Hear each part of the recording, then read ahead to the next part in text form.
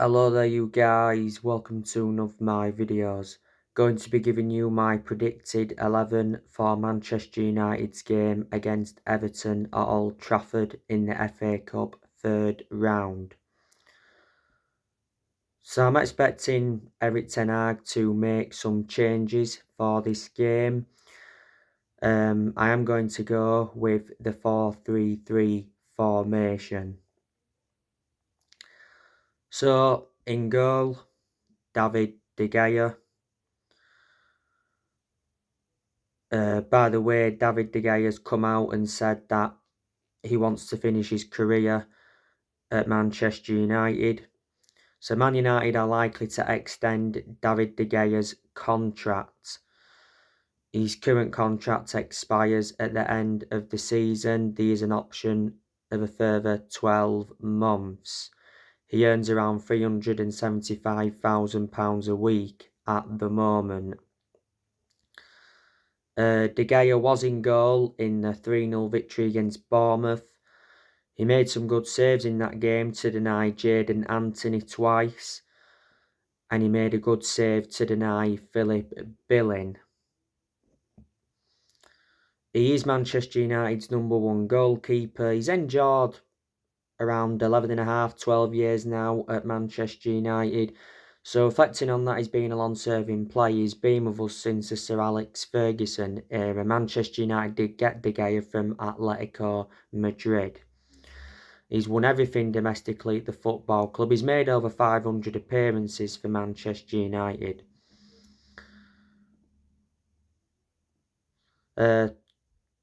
Tom Heaton is an option for goal for this game, but no, De Gea won't drop out for Tom Heaton. So yeah, De Gea in goal. Right back, I'm going to go with Diego Dalot. Diego Dalot, not so long ago, recovered from injury. He made his return in the game against Bournemouth. Dalot is, of course, Manchester United's first choice right back. He's enjoyed a lot of good games this season.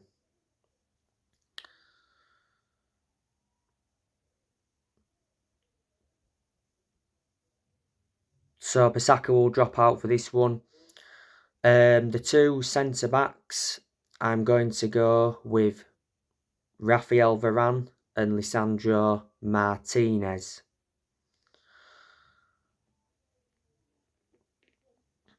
Don't forget Martinez made his comeback in the game against Bournemouth. So Maguire and Lindelof, I reckon, will drop out for this one. And obviously Tuanzebe is unavailable because he's still injured. Well, he doesn't get in the team anyway.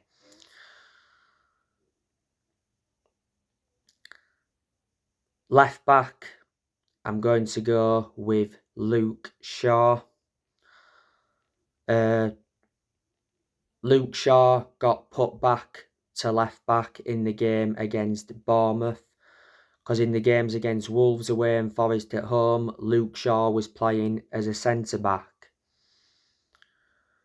Luke Shaw did score in the game against Bournemouth. Not so long ago, Man United did extend Luke Shaw's contract by 1 year. Shaw's endured around 9 years or so at Man United, so he has been a long-serving player. My only concern about Shaw is injury-prone. Malacia is an option at left-back, but no, I think Shaw will start ahead of him at left-back.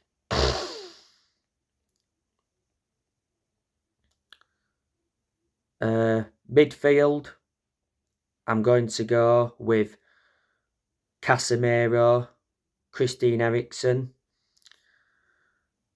Casemiro played in the 3-0 win against Bournemouth. He scored Manchester United's first goal from a volley that came from a Christian Eriksen free kick.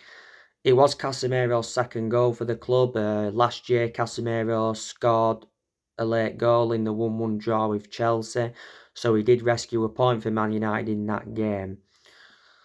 Man United got Casemiro from Real Madrid in a deal worth 70 million. Christian Eriksen, he's made an impact since he come to Man United. He's providing a lot of assists recently. You know, Eriksen got the assist for the Casemiro goal against Bournemouth.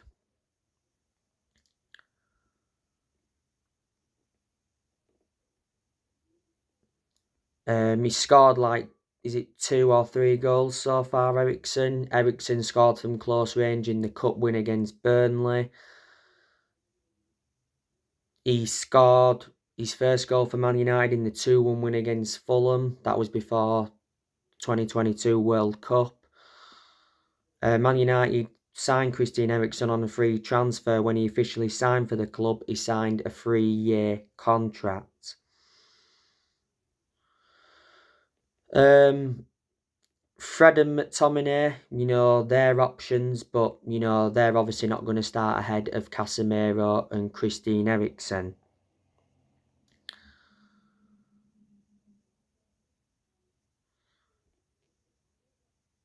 The other midfielder, I'm going to go with Bruno Fernandes. Bruno Fernandes did get an assist in the game against Bournemouth. He got the assist for the Rashford goal. He also provided the assist for Rashford's winner against Wolves. That was Man United's final game of last year.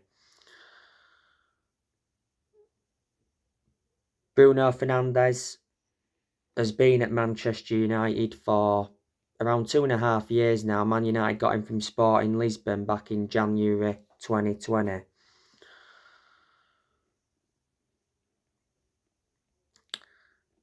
Van de Beek, he's unlikely to play any part in this game because he went off injured in the game against Bournemouth.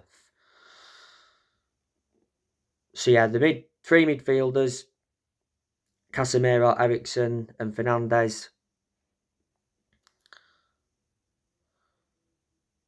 The left wing, I'm going to go with Marcus Rashford.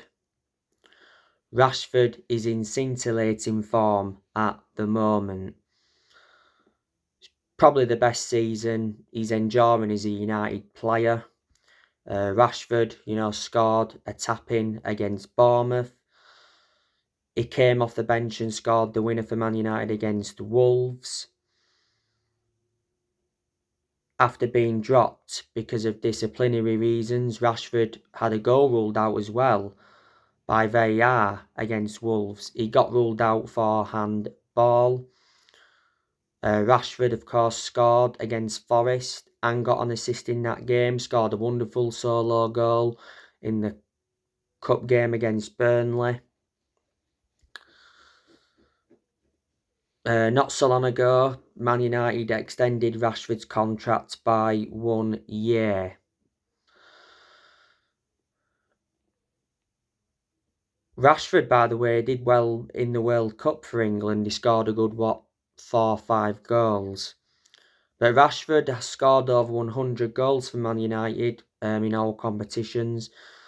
He has been part of the club for a long time. You know, he risen up our academy. He's been a United player since the age of 7 and he broke into our senior squad back in 2016. For quite some time, you know, PSG have been trying to get Rashford.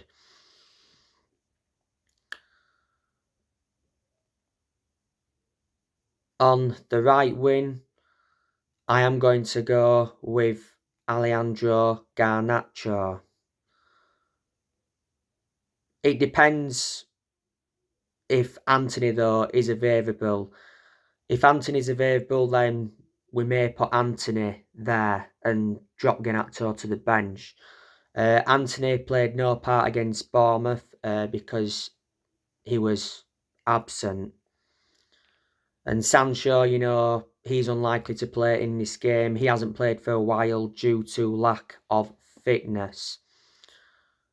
And I don't think Elanga will start this game. So yeah, I do think if Anthony can't play, Garnacho will go on the right wing. Garnacho, got an assist in the game against Bournemouth. He should have scored against Bournemouth as well because he did hit the woodwork. Garnacho's done well, I'd say, since he broke into our senior squad.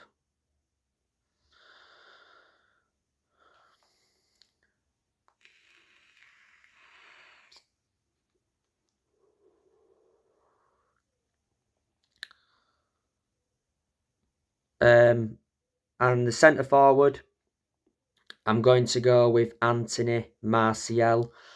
He should be available for this game. He did pick up a knock in the game against Bournemouth. He's had a lot of injuries this season, Anthony Martial. To be honest with you, I think he'll stay at the club this year and he'll probably leave next year. But there again, if Man United can get a forward in this month or in the summer of this year, then that will see Martial depart the club. Martial has been at Man United since 2015. Manchester United got him from Monaco.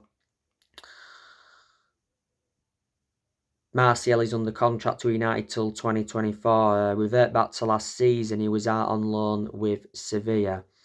So anyway, that's all I think Manchester United could line up against Everton in the Cup. But yeah, like I said, Manchester United are coming into this game on the back of a 3-0 win against Bournemouth. Reflecting on that win against Bournemouth, it was 7 wins in a row at Old Trafford. Ten Hag, after that game, he mentioned quite a few things. He said Old Trafford can become a fortress. Ten Hag did say he was happy with the victory against Bournemouth, but did admit Man United were lucky at times. He said as well, Man United want to play football, not tennis, after Bournemouth win. And Ten Hag's already revealed that he will not burn money in Man United's search for a striker. Manchester United did beat Everton at Goodison Park in the league earlier on this season 2-1. Everton at this moment in time are a very poor outfit. They're in the relegation zone. They're coming into this game on the back of a 4-1 defeat to Brighton at home.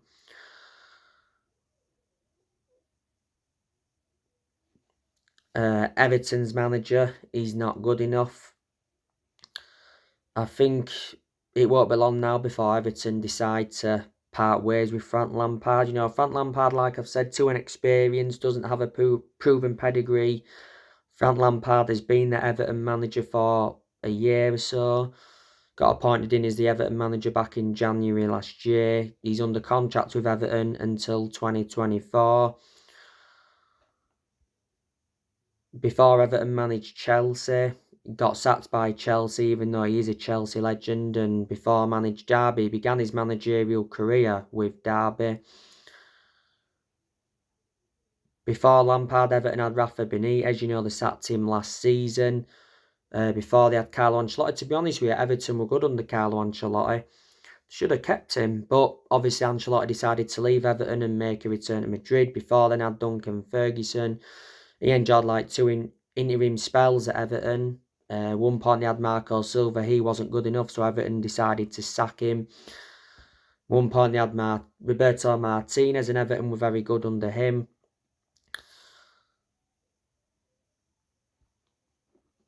And a lot of years ago they had David Moyes, and he was good, even though he didn't win anything. He enjoyed like 11 years as the Everton manager.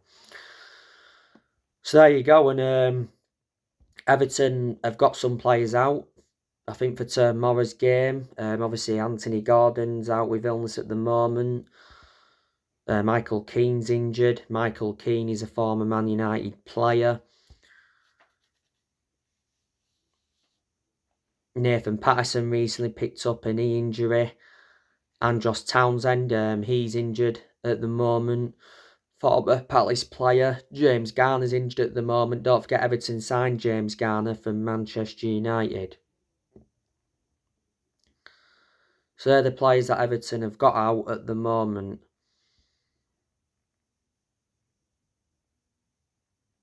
Let me put into the equation, you know, Everton have lost players. You know, they lost Richie Arlington to Tottenham. They lost Lucas Digne to Aston Villa, and they were two key players for Everton. They lost Alan.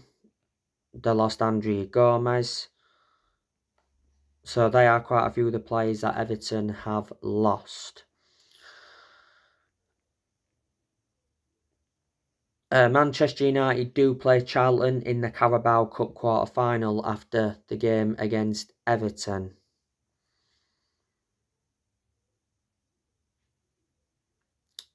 So now guys, that's everything to update you with. Drop your comments, likes below on the channel if you do consider subscribe as always, and take care. God bless. See you all again very soon.